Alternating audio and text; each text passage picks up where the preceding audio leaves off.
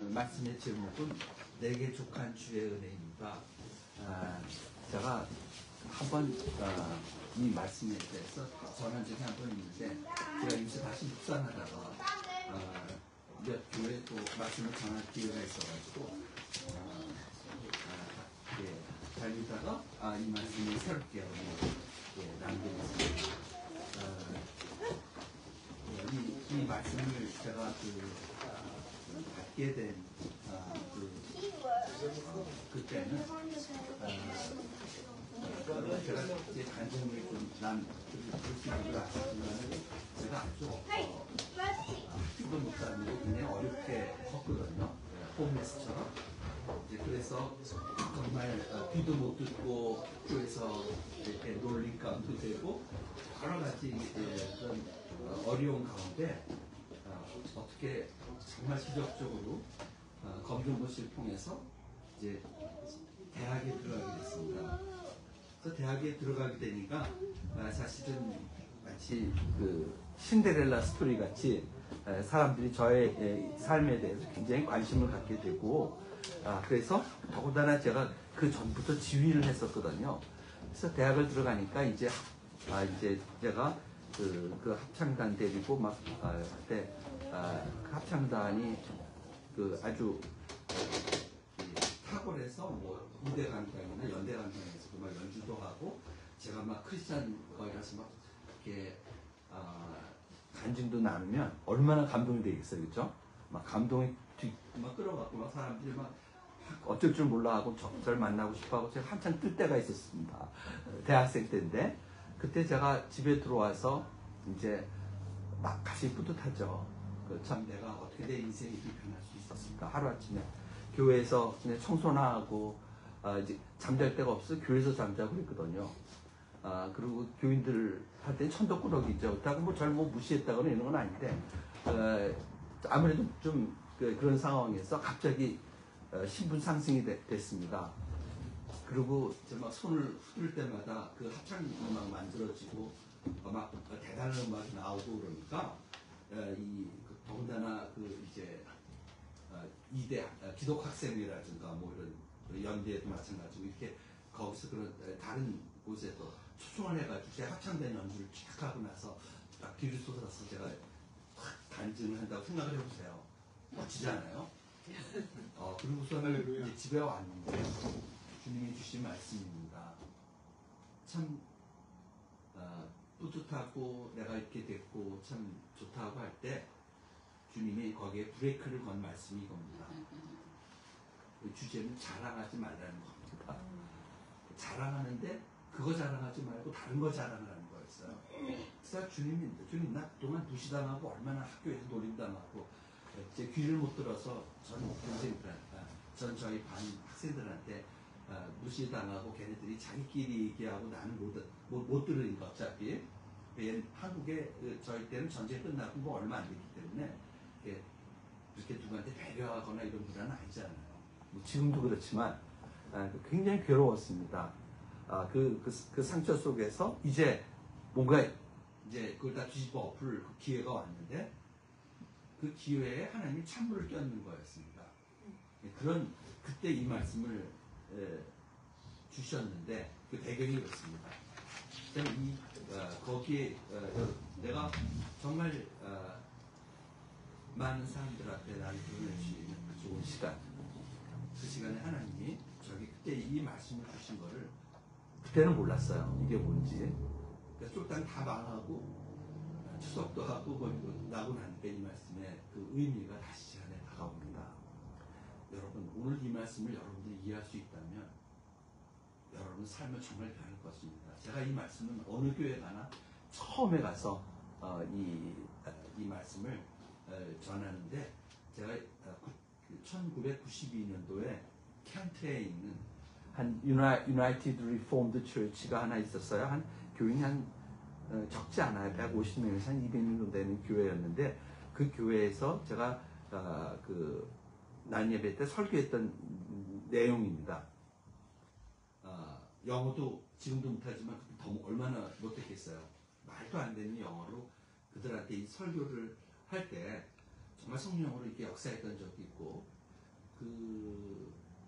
마지막에 한 할머님이 계속 말씀 내내 울다가 마지막 나와서 제게 간증을 하셔갖고 제가 참 도전이 됐던 그런 그때가 제가 정말 첫 설교였습니다.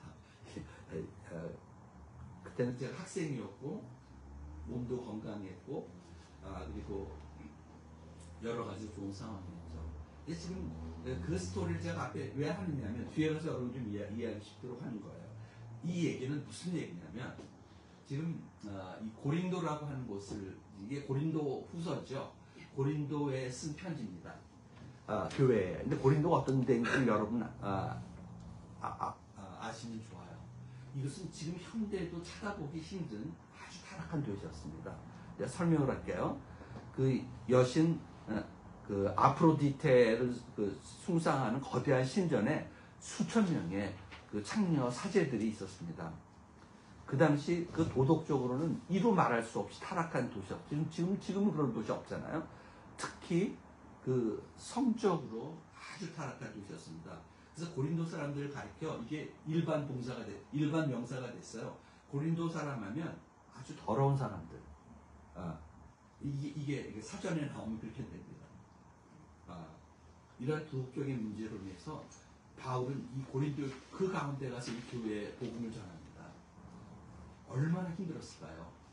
거기 뭐 그런 게 죄로 여겨지지 않을 무슨 죄를 져도 거기 가서 1년 반 동안이나 적지 않은 기간, 물론 에베소 교회에서 3년 있었지만 역선 1년 반 동안에 거기서 정말 힘들게 사역을 합니다. 근데 그런 죄악이 아주 넘치는 그런 도시에서 이제 이 1년 반 동안에 이제 하고 왔거든요. 이 교회는 떠난 다음에도 문제입니다. 왜냐면 그 터가 아주 그러니까 예수를 믿기가 그리고 거룩하게 되기가 정말 성결하게 하나님을 섬기기가 힘든 저도 보면 제가 어렸을 때는 뭐 이렇게 이런 미디어나 이런 게 없었잖아요. 그리고 이런 이런 지저분한 것들을 접할 기회가 별로 없었어요. 그때 정말 우리가 순수하게 잘. 지금은 어느 때고 언제고 뭘 열면 뭐가 막 쏟아 나옵니다. 우리를 가만 내버려두지 않습니다.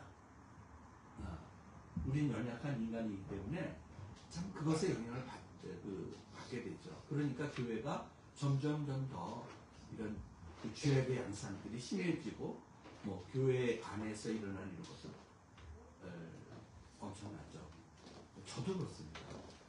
저도 이런 문화 속에 사니까 회개할 일이 더 많아지고요. 하나님 앞에 내가 정말 거룩하게 산다는 것이 참 옛날보다 더 어려운 그런 시대라는 생각이 듭니다. 바로 그런 것을 합니다. 이 고린도 교회는 사도 바울이 2차 전도 여행 중에 약 49년, 52년 그 사이에 세운 교회죠. 약 1년 반 동안 거기가 고린도 교회가 뭐냐면 두 개의 그 당시에는 그걸 대륙이라고 했지만 문화가 충돌하는 곳입니다.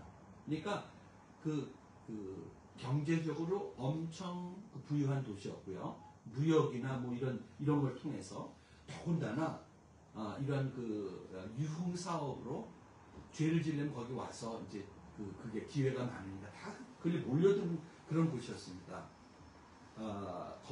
근데 거기에 사도 바울이 1년 반 동안 복음을 전하고 떠나오는데 거기에 거짓 교사들이 들어옵니다. 왜냐하면 여러분 보세요. 죄를 범한 자가 들어오면 내가 죄인입니다. 하나님 날 용서해 줘. 누가 변해야 됩니까? 내가 변해야 되는 것입니다. 근데 그런 죄를 짓고 그런 것에 타협한 사람들이 들어와서 그 말씀을 왜곡하는 것입니다. 이런 거는 교회 안에 괜찮아. 사도 바울은 사도라고? 사도 아니지. 왜냐하면 사도 바울 얘기 아시죠? 사도 바울은 사도라고 하는 것은 예수님과 함께 같이 다녔던 그 제자를 사도라고 합니다.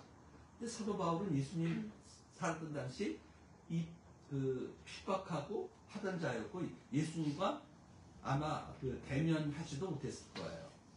근데 다메섹 도상에서 정말 하나님이 그를 부르신 거죠. 그러니까 물리적인 접촉이 있었어요? 없었어요? 없었죠.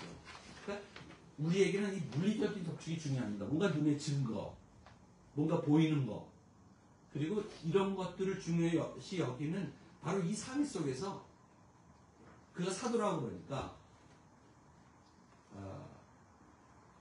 그런 증거를 중요시 여기는 사람들. 여러분 성경에는 나오죠. 우리가 주목하는 것은 보이는 것이 아니요 보이지 않는 것이니 보이는 것은 잠깐이요 보이지 않는 것은 영원합니다. 여러분 안에 정말 보이지 않는 하나님의 실체가 보여지지 않는다면 여러분 기도하십시오. 여러분들 노력을 하라는 것이 아닙니다. 우리 안에 보여지는 하나님의 실체, 그것은 누가 다 아니라고 그래도, 모든 사람이 아니라고 그래도 있는 것입니다. 제가 이런 예를 저한테 한번 들었는데, 제가 외국 사람들 저한테 그런 얘기를 합니다. 여기 저에게 지저분하게 나왔습니다. 이쑤시개. 이게 여러분 눈에 보이잖아요. 근데 이걸 내가 주머니에 넣었어요. 보여요? 안 보여요? 안 보이죠. 안 보이죠? 그래서 안 보이니까 사람들이 다 모여서 이쑤시개가 없다라고 결정을 했어요. 예? 그리고 이걸 유엔에 가져가서 이건 없다라고 결정하자. 그래서 유엔에다 결정이고 세계 사람들이 다 보아도 있어요? 없어요? 없는 걸로 된 거예요. 근데 있어요? 없어요? 있어요. 있죠. 바로 이겁니다.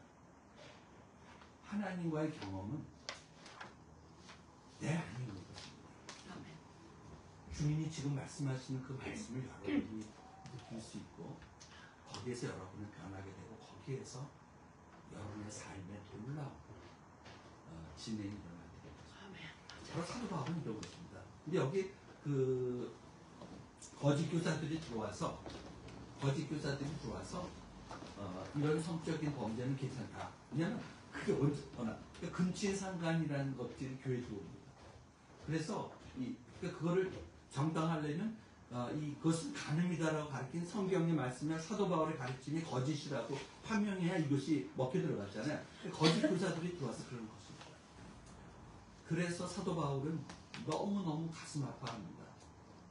이 교회를 지키기 위한 눈물겨운 사도 바울의 노력은 성경에 여러 군데 울면서 눈물의 편지라는 것이 고린도 전서 후서 외에 눈물의 편지가 하나 더 있습니다. 얼마나 가슴이 아팠던지. 이게 웬 그 교회가 돼도 어떻게 교회가 이렇게 돼버리는지. 그래서 그들한테 지금 애타는 마음으로 지금 편지를 쓰고 있는 것입니다. 내가 사도야. 너희들이 다 부정해도 난 그리스도를 만났고 내가 그분의 부름에 의해서 내가 너희들에게 복음을 전한 것이고 이 복음은 이것은 변할 수 없는 생명이고 이 복음은 아무도 건들면 안 돼요. 옛날에 북극성 따라서 사람들이 다 움직였잖아요. 예? 근데 북극성을 여기다 옮겨온다고 그래 봐요. 온 세상 사람들이 배가 어디로 가야 될지 온통 매스업이 됩니다. 온통 엉망진창이 됩니다. 오늘 교회가 왜 엉망진창이 되는지 아세요? 말씀은 그 자리에 있어야 됩니다. 내가 잘못된 것입니다. 내가 돌아가야 되는 자리입니다. 여기다 놓고 바로 나 때문에 나에게 이런 가늠한 습관이 있기 때문에 이런 건 교회가 된다라고 해서 이렇게 옮겨놓습니다. 내가 회개하고 하나님이 내 안에서 나를 치유해서 내가 이 자리에 오도록 성령께서 나를 움직여야 되는 것입니다. 여러분 이것을 여러분이 인정한다면 여러분은 정말 아름다운 크리스천입니다. 그렇기 때문에 날마다 우리에게 회개가 있습니다. 그리고 우리가 바로 제자리에 있음을 알게 됩니다. 주님, 그래서 여러분 세례 요한이 어떤 고백을 하는 줄 아십니까? 그는 흥해야 되겠고 나는 망하. 왜 망해요 우리는 방향을 몰라요.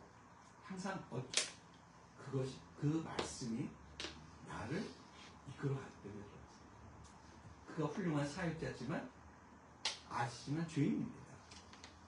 나중에는 예수님이 진짜 정말 예수님과 의심도 하면서 제자들한테 알아보라고 또 시킵니다. 이제 그 연약해져 있을 때. 그런 연약. 물론 그 세례 요한의 사역은 훌륭한 것이었죠. 여자가 낳은 것 중에 가장 큰 자라고 있잖아요. 훌륭한 거예요. 그럼에도 불구하고 이게 위로가 되는 게 왜 위로가 되는지 아십니까? 여러분과 내가 그런 자예요. 그러니까 여러분 절대로 우리를 의지할 수 없는 존재라는 것을 여러분이 안다면 우리는 하나님께 더 나아갈 수 있고 나를 불신한다면 나는 망해될 사람이라는 것을 여러분들이 인정한다면 여러분 정말 복된 크리스찬입니다. 하나님의 살아있는 생명의 존재들입니다. 여기 들어가 보겠습니다. 무익하나마 부득불 자라나니 여기 읽어보세요. 처음에 1절부터 4절까지는 바울의 신비한 체험의 얘기가 나오시죠. 이게 뭐냐면 이게 부득불 이것은 나에게 하나도 쓰잘데없는 뭐 이런 거예요. 네, 그 단어가 제일 좋아요. 쓰잘데없는 그런 자랑을 내가 하겠다는 거죠. 아까 제가 자랑하고 싶어 하는 거 아셨죠? 네? 내가 부득불 자랑하느니 주여 환상과 계시 하나님이 내게 주신 계시를 말합니다. 이게 뭐냐면 그 이전에 보면 14년 전에 셋째 하늘을 갔습니다. 14년 동안 한 번도 언급했어요? 안 했어요? 언급 안 한 것입니다. 14년 동안에 왜 자랑하지 않은 걸 굳이 지금 와서 끄집어내서 자랑하려고 그러냐? 이 쓰잘데가 없는 자랑을 왜 하냐? 이게 쓰잘데없는 자랑입니까? 엄청난 자랑이죠. 여기 보게 되면은 셋째 하늘은 어떤 하늘이냐면요. 지금 하늘은 우리가 보는 하늘이고, 그다음에 그 우주, 우리가 볼 수 없는 그 우주는 두 번째 하늘입니다. 세 번째 하늘은 하나님이 계신 곳입니다. 우리의 구원받은 성도들과 바로 그 주님이 계신 그곳이 셋째 하늘입니다. 여러분 상상이 갑니까? 거기에 가서 그 2절에 보게 되면 나는 그리스도를 믿는 사람 하나를 알고 있습니다. 이게 무슨 말인지 모르죠? 나라고 얘기하지 않고 여기서는 그라고 얘기합니다. 내가 알고 있는 이런 사람을 아는 그가 몸 안에 있었는지 몸 밖에 있었는지 나는 모르거니와 하나님은 아십니다. 이게 무슨 얘기예요? 아니 내가 올라가서 내가 거기 근데 여기서 왜 그라고 얘기하는지 그 다음에 낙원에 이끌려가서 말로 표현할 수 없는 말을 들었으니 사람이 가히 이르지 못할 말이다. 사람이 낙원에 이끌려서 말로 표현할 수도 없고 사람을 여러분 정말 상상이 됩니까? 그 하늘 세계 그 하나님이 계신 그곳에 가서 정말 우리가 무슨 말을 하겠습니까? 여러분 놀랄 때는 말도 안 나오죠? 맞아요. 근데 우리가 지금 경험할 수 없는 그것을 보고 가히 말을 할 수가 없는 거죠. 그리고 그 다음에 5절부터 3절 4절은 그러니까 계속 반복입니다. 나는 이 사람을 압니다. 그가 몸 안에 있었는지 몸 밖에 있었는지 뭘 알지 못하지만 하나님께서는 아십니다. 전 이 말씀이 저한테 얼마나 큰 위로가 된 줄 아십니까? 우리가 신앙생활을 제대로 하는지 이게 제대로 사는 건지 어느 순간에 보면 하나님은 없는 것 같고 내가 다시 세상 이 크리스찬과 이 예수 안 믿는 사람 어쨌든 내 속을 보면 안 믿는 사람보다 더 악할 때도 이게 뭔지 알 수가 없습니다. 근데 그 다음에 저에게 감동을 주는 말씀이 있습니다. 하나님은 아십니다.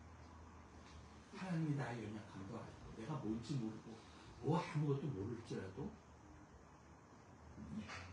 여러분 사도 바울의 이야기 아시죠? 제가 헌금송을 이따가 하나 부르려고 그러는데 사도 바울의 베드로가 여러분 그 예수님을 감동을 시키죠. 그 고백 속에서 주는 살아계신 하나님의 아들이시며 그 다음에 주는 그리스도시니 갑자기 저는 자, 그리스도시요. 이거 한번 고백해 주시겠어요? 크게? 하나님의 아들. 주는 그리스도요 살아계신 하나님의 아들입니다. 네. 그 다음에 또 그리스도, 뒤에가 또 그리스도 있어요. 있어 또 그리스도. 주는 그리스도요. 그리스도. 근데 이런 고백을 해서 예수님이 깜짝 놀랐죠. 세상에 얘가 어떻게 이걸 고백을 하지? 그래서 바요나 시몬아 내가 복되도다. 어? 그러면서 알려주시는 일 하나님이시죠. 이 놀랍니다. 그 다음 몇 장 지나가서 예수님이 고난을 받을 것을 얘기하니까 그 다음에 결코 그런 일이 당신에게 일어날 수 없을 것 같아 사단으로 변해버려요. 예. 바로 그 자리에 있어요. 이게 사단인지 이게 정말 하나님 고백이 그 다음에 또 이 모든 제자가 당신을 거르치라도 나는 당신을 끝까지 지키겠습니다. 다볼 때 세 번 부인해. 자기 울기 전에 네가 3번 울기 전에 나를 부인하는 이 몸이 여러분 믿음과 내 믿음이 그렇다는 것입니다. 근데 우리 안에 있는 믿음이 있다면 주님이 나를 아시는 거죠. 나중에 이 예수님 돌아가시기 전에 부인하잖아요. 아시죠? 그 3번 아니 그 예수님을 모른다고 부인한 다음에 닭이 3번 물 때 바닥에 가서 엎드려서 소리 지르면서 울었다고 합니다. 예. 내가 하나님을 사랑. 그러다가 그 다음 만남이 어딘지 아십니까? 예수님 부활한 다음에 갈릴리 해변에 생겼죠. 연못 있었을까요? 창피하고. 면목 근데 없죠. 그 바닷가에서 올라올 때 몰랐잖아요. 그때 이 베드로가 굶주린 것을 아시고 그에게 굶주리고 있습니다. 그건 뭐예요?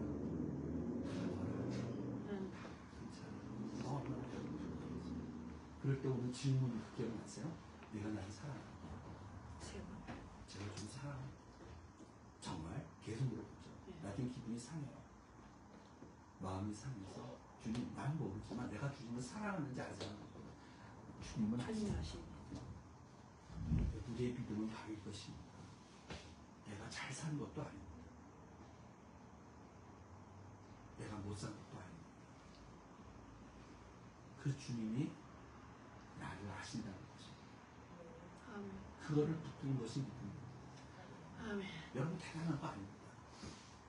여러분이 믿음이 있어서 잘 살 수 있다고요? 거짓말이에요. 저도 아시고 날마다 하나님 앞에 눈물로 나아가는 나를 잘 못 살아요. 이게 잘 못 살아요. 근데 한 가지 아는 것은 하나님이 나를 사랑하시고 정말 주님이 나를 아십니다.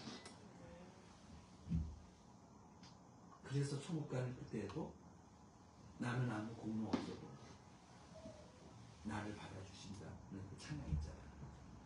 우리의 믿음은 여기에서 스타트합니다. 여러분이 잘 살려고 노력하는 그 율법적인 그리스도인이야말로 여러분은 하나님을 만날 수가 없고 하나님의 그 은혜와 자비를 경험할 수가 없고 교회에서 제일 문제가 되는 분들이 어떤 분인지 아시죠? 교회에서 11조 제일 열심히 잘 내고 열심히 잘 섬겨서 너희들은 왜 그렇게 못해? 나처럼 해 하는 사람들입니다. 그런 사람들은 마태복음 7장에 하나님 앞에 쓸 때 내가 너를 도무지 알지 못한다. 하나님 죄인을 사랑하시고 뭘 해도 제대로 할 수 없는 여러분 이런 제가 한국말이 이렇게 영어도 못하지만 이제 한국말도 이렇게 언어 한턱 오르는데 우리 한국 격언 중에 속담 중에 하늘이 스스로 돕는 자를 돕는다 이런 말씀이 있잖아요. 이게 맞는 말일까요? 틀린 말일까요? 틀린 말이에요. 하나님은 스스로 도울 수 없는 자, 쫄딱 망해서 죽을 수밖에 없는 자를 도우십니다. 스스로 도와요. 우리가 어떻게 스스로 도와요? 바로 이 성경은 계속 의인은 없느니 한 사람도 없으며 정말 주의 말씀을 깨닫는 자도 없고 아무도 없다고 얘기합니다. 하나님은 오히려 그들을 어둡게 했다고 하는 것입니다. 왜요? 우리는 결코 될 수가 없다는 것을 철저하게 아주 처절하게 그렇게 인정을 하는 것입니다. 그러면 여러분 좀 귀찮지 않아요? 잘 살 수 없다는 그 사실 앞에 다 이렇게 위로가 되지 않아요. 여기에서 시작되는 거죠. 여기에서 은혜가 무엇인지 알게 되는 거죠. 여기서 하나님이 왜 내게 필요하고 그분의 사랑이 왜 내게 감동을 주는지를 여기서 알게 되는 거죠. 그 다음에 이 5절부터는 갑자기 자랑을 그만두죠. 나는 이런 사람을 위해 자랑하겠지만 그러나 나 자신을 위해서는 내 약점밖에 자랑하지 않겠습니다. 이거 잘 보세요. 아니 지금 제가 이 말씀을 읽을 때는요.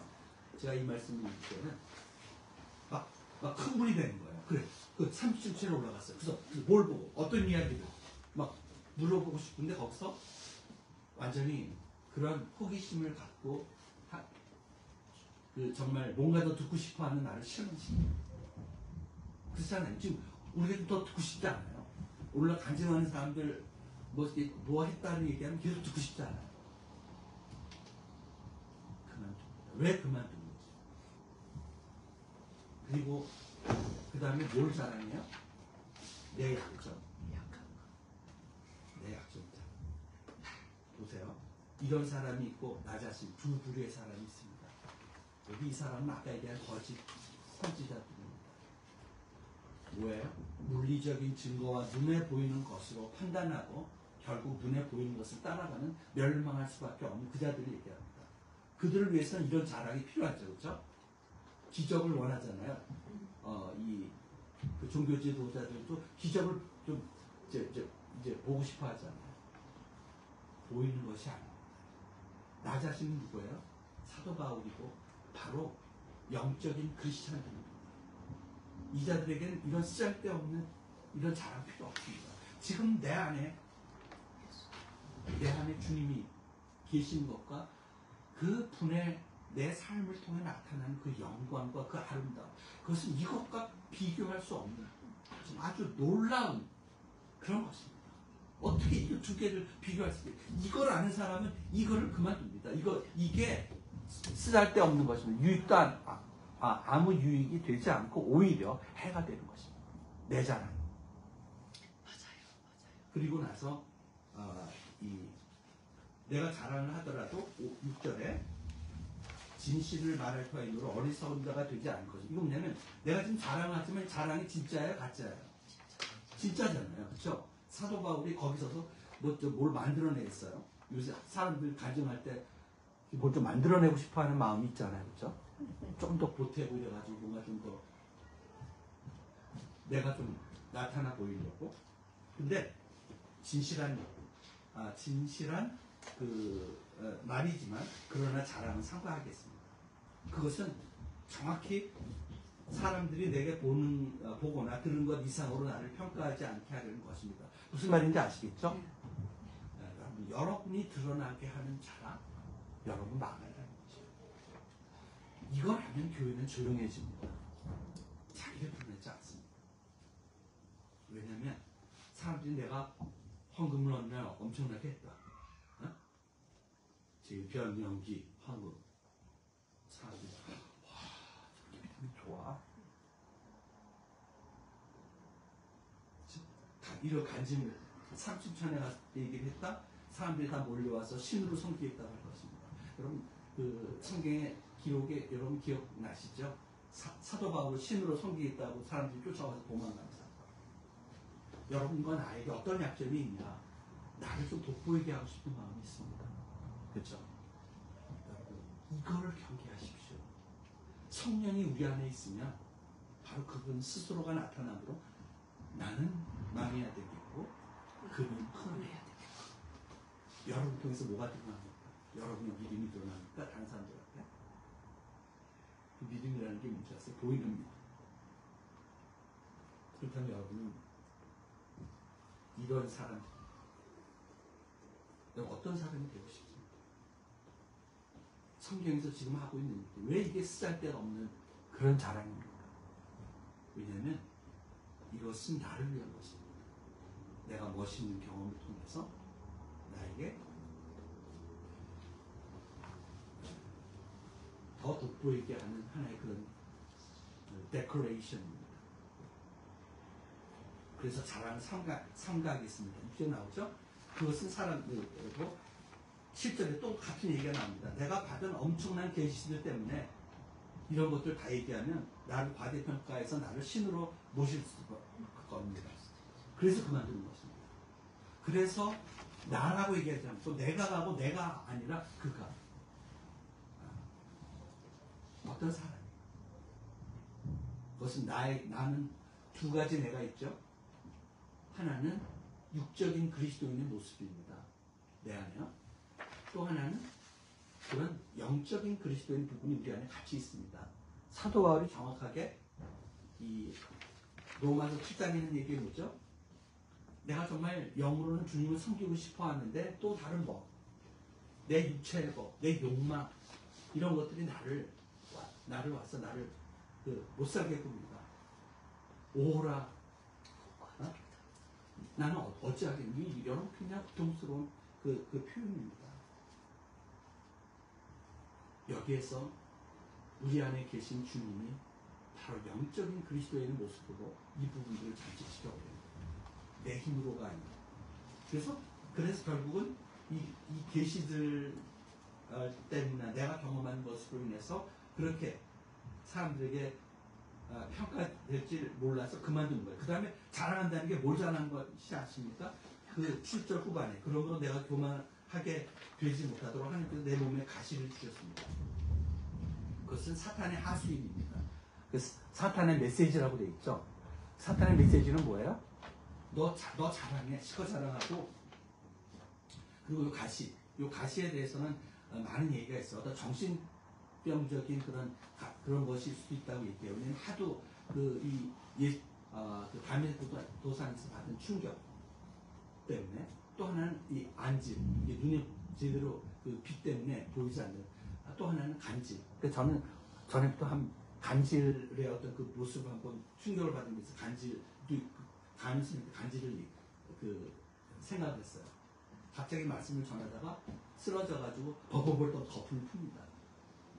얼마나 창피해요. 그건 좀 치료해 주셔야 되는 거 아니에요? 그건 사도 바울에게 일어나면 안 되는 일 아니에요. 근데 그게 왜 일어나요? 그래서 사탄이 뭐라고 하는 줄 아세요? 너 봐라. 하나님 살아계셔? 근데 뭐 그것도 못하니? 이게 사탄의 메시지입니다. 여러분이 실패할 때마다 너가 크리스찬이야? 너가 그 모양이야? 바로 이거죠. 이 가시. 이거를 잘해요. 그래서 그것을 그거를 주셨는데, 사탄의 하수인이라고 할 수 있는데, 그것으로 나를 치셔서 하나님 나를 치시는 겁니다. 지금 여러분을 치는 게 있습니까? 그럼 그게 가시입니다. 그게 뭘 얘기하는 줄 아세요? 교만해지지 못하게 하는 것입니다. 얼마나 괴로웠을까요? 3번이나 하나님께 기도했습니다. 3번의 의미 아시죠? 예수님이 마지막 그 고통의 잔을 하나님께 걷어달라고, 하나님과 관계에서 십자가 지시기 전에 하나님과의 관계가 끊기는 그것을 스탑 시켜달라고 3번 간구했다고 얘기합니다. 얼마나 고통스러우냐. 그것도 3번입니다. 혹시 여러분 안에 3번이 아니라 수십 번 지금도 여전히 나를 찌르는 거, 나를 고통스럽게 하는 이거 이렇게 기도하는 거 있습니까? 한번 생각해 보십시오. 근데 제가 쓴 거예요. 다 그 가시가 선물, 기쁨, 만족. 웃기는 얘기 아니에요. 그러자 주님께서 이렇게 말씀하셨습니다. 내 은혜가 내게 좋다다. 내 능력은 약한 데서 완전하게 된다. 그러므로 그리스도의 능력이 내게 머무르게 하기 위하여 나는 더욱더 기쁜 하나님 마음으로 내 약점을 자랑하려고 합니다. 그래서 더욱더 기쁜,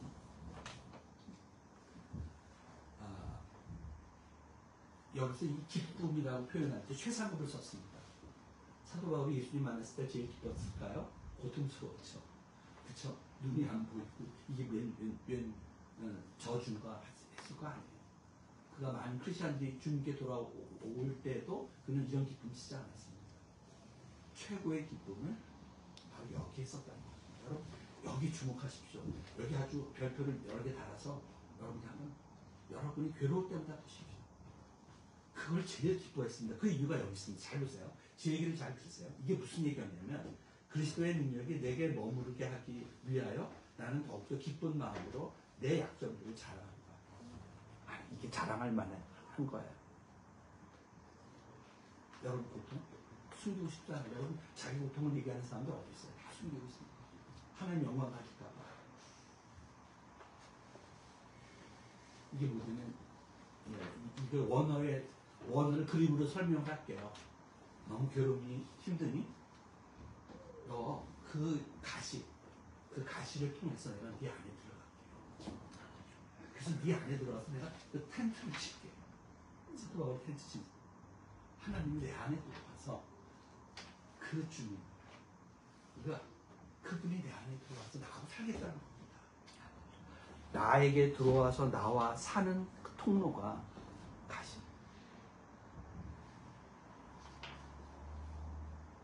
여기에 사도 바울의 비결이 있습니다. 사도 바울이 능력된 주의 종이 된 그 비결이 여기 있습니다. 그리고 가시를 인해서 제일 기도했습니다. 그리고 그 다음에 계속 얘기합니다. 그러므로 10절에 나는 그리스도를 위하여 병약함과 모욕과 불빛과 박해와 본란 겪는 것을 포함. 이게 자랑할 만한 것입니까? 기뻐할 것입니까? 이런 사람과 나 자신을 생각해보세요.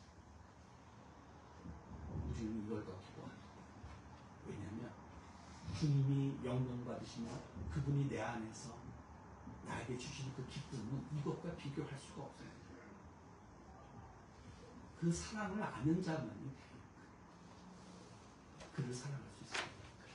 우리가 먼저 주님을 사랑하는 거 아니죠. 내가 약할 그때에 곧 강합니다.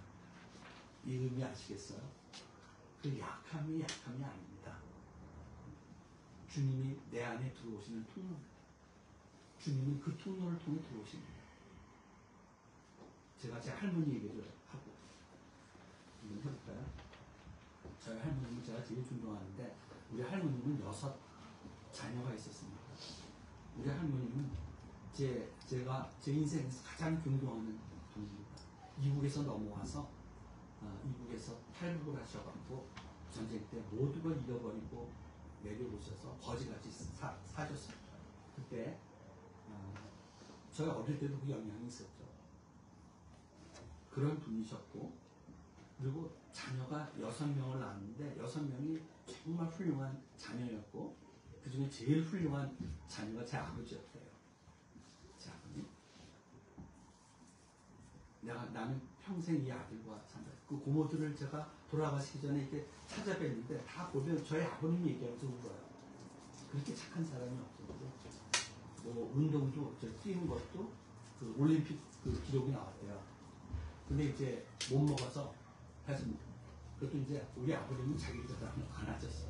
삼촌들이 얘기해 주니까 그리고 제가 본 거는 집에 도둑이 우리 어렸을 때 도둑이 들었어요. 6명이 6명이 들어왔는데 3명이 들어왔는데 아버님이 그 간 거를 장대 하나 들고 검도가 유단자입니다. 검도가 그것도 혼자 그 옛날에 뭐 이렇게 돈 내고 배우는 거 아니잖아요. 그때는 목적 자기 힘 있으면 배우고 그래서 3명을 다 잡아다가 도망가는 걸 다 뛰어가서 다 잡아다가 앉혀놓고 교육을 시키고 잘못했으면 뭐 빌고 그리고 애들도 좋고 뭐 다 있는 그런 분이셨는데 이 아들이 결혼하면서 이제 저희 어머니가 결혼하면서 우리 어머님이 원래 좀 보리대로 먹다 딸이었거든요. 그래서 생활의 엉망인 사람과 결혼하면서 우리 아버님이 결국은 아주 망가지기 시작을 했습니다. 그래서는 술 드시게 되고 이러면서 어머님이 사실은 우리 어머니가 결과적으로 우리 어머니 죄송한데 나중에는 다 예수 믿고 하나님을 변화시켜 주셨어요. 근데 이 아들이 술을 먹고 술 중독자가 되고 이러면서 나머지 5은 제가 봐도 어디 가나 어디서나 교회에서 목사님의 존경도 받으면서 교회를 충실하게 섬기고 남도 돕고 어머니 성품을 닮아서 그 아름다운 삶의 열매들이 아주 풍성하게 살아서 제가 그들을 다 자랑스럽게 생각합니다. 우리 삼촌들 부모들. 근데 이 아들 하나. 근데 그 다음에 며느리. 며느리를 잘못 만나가지고 이렇게 됐다. 모든 사람들이 거의 100% 이렇게 있습니다. 그래서 이 할머니 할아버지, 그러니까 저희 아버님은 아주 착해서 할머님 할아버님도 못 만나게 하고 막 이러면서 막 교육했었나 봐요. 결국은 저희 할머님이 나중에 제가 뭐 스토리가 긴데 제가 대학 들어가게 되니까 할머님이 어떤 자기 재산을 포기하고 미국 가시면서 저를 이제 학교에 가게 하셨는데 나중에 돌아가실 때 한 유언이 제가 평생을 남아있습니다. 근데 무슨 얘기를 했냐면 나는 며느리 사랑한다. 우리 할머님은 빈말 절대로 안 하시는 말이 없는 분이에요. 사랑했어요. 좀 섭섭할 때는 있었다. 내가 그 아들은 지금 생각하니까 하나님이 내게 주신 가장 소중한 선물이었다.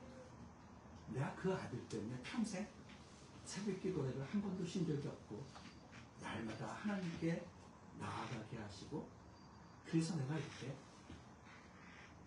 하나님과 함께 동행하는 이 행복한 삶을 살 수 있었다. 이것은 나의 하나님의 선물이었고 이것은 나에게 주님이었다. 그때는 무슨 말인지 몰랐어요. 그러면서 그 아들 하나님이 내게 약속하신 거는 그 아들을 내가 이미 사랑한 아들이고 그를 내가 구원한 아들이고 아버님이 돌아가실 때 나는 다른 모습으로 돌아가셨어요. 네, 이 얘기. 근데 또 하나는 제 얘기를 하겠습니다. 저는 사실 제가 추석을 13년 동안 했는데 가족이 다 절 떠났습니다. 떠나야 했었고 근데 저는 그야말로 가정을 잘 지키지 못한 사람이 되어버렸습니다. 이래저래. 이것도 자랑하는 거니까요. 이것은 나를 겸손하게 하는 거야. 이게 가족들 보고 있는데 너무 부럽고 여러분들이 얼마나 훌륭해 보이죠. 이러지 못해요. 여러분을 이 가시의 가장 중요한 점은 여러분을 이 세상 사는 동안 겸손하게 하는 것입니다. 그리스도의 생명이 아닌 자들은 교만하지 않습니다. 왜냐하면 이 가시는 사도 바울이 자기의 사역으로 자랑스럽고 여러 가지 경험으로 자기를 자랑할 수 있는 그 사람이었지만 이 가시로 있어서 겸손하게 끝까지 하나님의 영광을 구원할 수 있는 사람이었기 때문에 그 가시를 자랑할 수 있었습니다. 여러분 가시를 붙으십시오. 여러분이 그 가시를 여러분이 붙을 수 있다면 여러분은 여러분이 사는 놀라운 축복과 기쁨, 하나님과 동행하는 기쁨을 받을 수 있습니다. 하나님이 여러분과 동행하는 바로 그 비결이 바로 여기에 가시에 있는 것입니다. 그래서 제가 아까 처음에 얘기한 것처럼 제가 자랑할 만한 모든 것들, 제가 음악을 포기할 때도 전 대학을 나오고 음악으로 잘 나가고 있을 때 하나님을 포기하게 하셔요. 내가 가장 잘하는 것. 어떤 분은 그것이 설교일 수도 있습니다. 설교를 잘하는 분, 그것에 자기의 목표를 뒀다면 남은 다 구원하지만 자기를 구원하지. 자기가 자랑할 만한 것, 어떤 것, 여러분의 크리스찬적인 어떤 그 능력들, 여러분이 잘할 수, 그거 자랑하지 마십시오. 아까 얘기한 대로 저는 저의 이 수치스러운 것들을 자랑하면서 주님이 제 안에서 영광을 받으시고 제 삶이 가면 갈수록 더 값지고 더 행복하고 더 감사한 삶을 살게 됩니다. 여러분이 약하면 여러분 망가뜨리지 않습니다. 여러분 약하면 반대로 여러분에게 놀라운 하나님의 영광을 맛보게 할 것입니다. 살아계신 하나님 감사합니다. 오늘의 말씀을 저희들이 기억하게 하여 주셔서 사도 바울 된 비밀을, 그 비결을 오늘 여기서 우리에게 가르쳐 주옵소서. 성령님, 우리가 지금 들어서 그저 잊어버리는 말씀이 아니다. 참 우리가 실패해서 너무 괴롭고 더 이상 소망이 없다는 그 순간에 아버지 하나님, 그 순간이 축복의 순간임을 알게 하시고 그 가시가 주님 우리 안에 들어오는 그 통로이고 축복의 가장 귀한 선물인 것을 저희들로 하여금 깨닫게 하여 주셔서 우리의 인생이 성공한 삶을 살아갈 수 있도록 우리들을 다 축복하여 주시옵소서. 감사드리며 살아계신 예수 그리스도의 이름으로 간절히 기도합니다. 네.